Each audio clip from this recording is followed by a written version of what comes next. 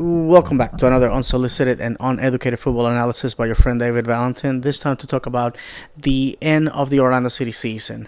Unfortunately, the Lions failed to move on in the playoffs, falling 3-1 to Nashville SC in Nashville. Um, if you follow me on social media or you have watched this vlog for a long period of time, you know that I suspected, and I actually said, I think that Orlando City is going to be a one and done team in the playoffs, basically because of our lack of production in the attack. If you review the season, you see that Daryl Dike was on loan at the beginning of the season to Barnsley in the championship in England. Then after that, he went to the U.S. national men's team and returned exhausted. He basically had played 12 straight months without any rest. He also returned injured, forcing the team to actually give him time off for a month in the critical months in the summer. Aside from that, some other players who had dependable production in years past failed to do so this year. And it's important to mention that aside from Nani and Dike, who had 10 goals apiece, most of the goal scorers this year were defenders, which tells you right there all you need to know.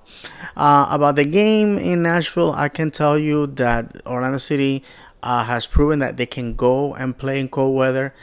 Usually, this is something that unfortunately is tagged to Florida teams, regardless of the league, regardless of the sport, regardless of the level, where cold weather sort of acts as kryptonite, right? But the boys have proven in Montreal and Nashville that they can hang, they can play, they can score. In this game in particular, Daryl Dike opened up the hostilities early on, and unfortunately for Orlando City, excuse me, excuse me, they they give up a goal that can only be described as the cruelty of football.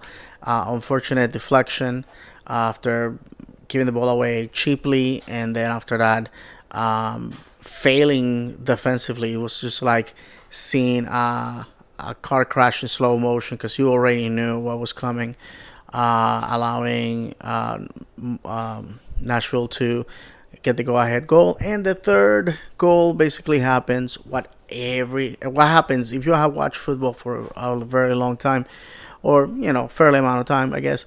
You know that this 3-2-1s always end up the same way. You put all the meat on the grill offensively, trying to get the tying goal, and defensively, you give up a cheap goal, and that's exactly what happened. I can say that the season was successful in the sense that we once again returned to the playoffs. I know that for a lot of people, it's like, well, we expected better, or something was expected out of us. I don't see how, because quite honestly, Orlando City has been a team built on a budget, cheaply. Basically, Oscar Pareja inherited a team with a lot of players that came in the Jason Christ era, a lot of players that came in the JOC era. Oscar Pareja never got to pick his own TPs, and the only dent that Oscar Pareja actually had, the only impact that he had in the team, was the selection of players in the draft in 2020 and 2021. And of course, we nailed it with Daryl Dike. And last year, unfortunately, we did not get to see a lot of production from the players that we picked in the draft. We have some important signings out of the academy, but these are players for the future, for the foreseeable future, not for 2, 3, 4, 5 years down the road. That's for sure. So, what as a fan, how do I review the season? Well, we got into the playoffs. We proved that we can do it. We proved ourselves that we can do it. Now we need to generate enough buzz to make Orlando City a destination. 12 players are out of contract this year. We already know that Chris Mueller is going to Scotland, which let me take the opportunity. If you ever watch this, Chris, thank you very much for everything that you did in Orlando City. We wish you well. I will definitely be following your career. I think we have to be thankful for every player that has come to Orlando City and given us everything they had. It wasn't the year that he probably wanted. It wasn't the year that we definitely wanted out of him, but it is what it is. At the end of the day, he gave it. He gave everything he had, and that's all I can ask for. So I know his dream was to play in Europe, and he's about to fulfill that. So we wish you well. Now we have three spots, DP spots open, as the contracts of Nani and Mauricio Pereira expire this year. I'm gonna tell you how it is, man. I love all the players on a personal level. I think they're fantastic people, but we need to win. We need to win. We cannot be this perennial team that makes it to the playoffs and then just fizzles out. We have to go and get top talent. We cannot be a refuge for players at the end of their careers. We cannot be a refuge for players within the league that have failed to achieve anything somewhere else. We need to create this reputation of being a place where people come to play, and if they can't meet the expectations, thank you very much. Hashtag Forever Alliance. See you guys later. That has to be. And I know a lot of Orlando City fans fall in love with the players. I do too. But like my friend Eddie Cruz says all the time from Orlando Lions Den podcast says all the time, you cannot fall in love with players just because they took a picture with you at a Publix or a Metro PCS, put their hands around your neck, and call you buddy. It's true, man. It's true. We have to demand. The best. Also, I will have to say that the 2022 team is going to look very differently. Our scouts have been full throttle since May of this year. And I think that for the first time in our MLS history, we're actually going to have a competent manager that is going to have an open checkbook and is going to be able to create this team to what he thinks is a winning team. Unfortunately, right now, what we had was Frankenstein of pieces, players that were left off from Jason Kreis and James O'Connor, and players that were only brought here because they were budget friendly and not necessarily super talented, players that were picked out of the draft because they show promise and they probably underperform or underdeliver. Those are the type of situations that we have today. So congratulations to Nashville. They play at home. They play their game. And they were fortunate. They got the goal when they needed it. It could have been anybody's game until that point. Unfortunately for us, we showed up banged up. It's what it is. I always say that football is cruel and unpredictable, and this is the perfect example of that. Now, I have to tell you that 2022 is going to bring new challenges. Obviously, Nashville is going to be in the West. Charlotte is coming in. We don't know what that team is going to look like. Miami is going to be facing their first year of sanctions. It's going to be a wounded animal, but still dangerous. Atlanta promises to go back to its heyday. We don't know that. How is that going to look like?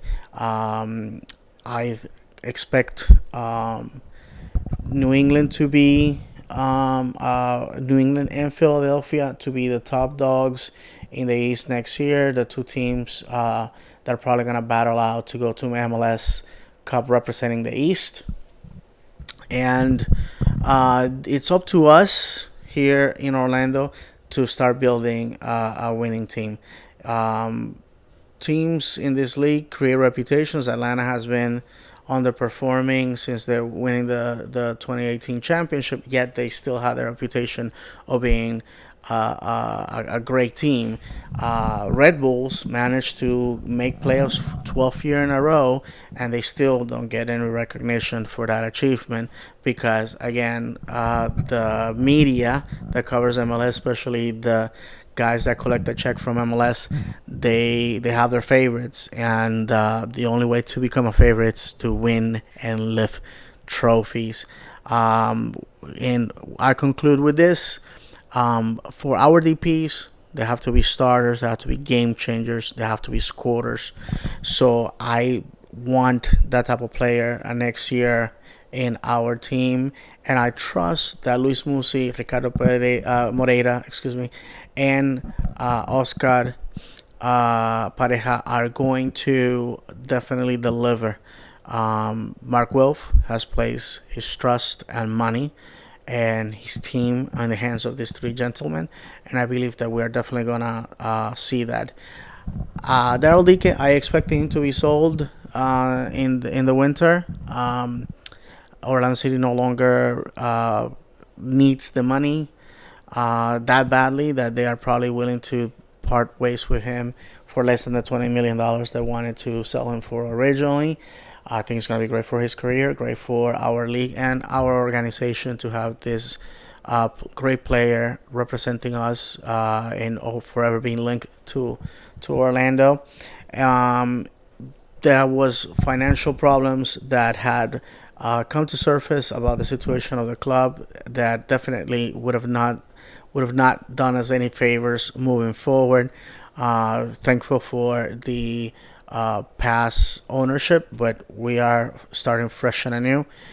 There's a lot of things that have to happen for Orlando City to get on the success path or path to success, but neither here or there.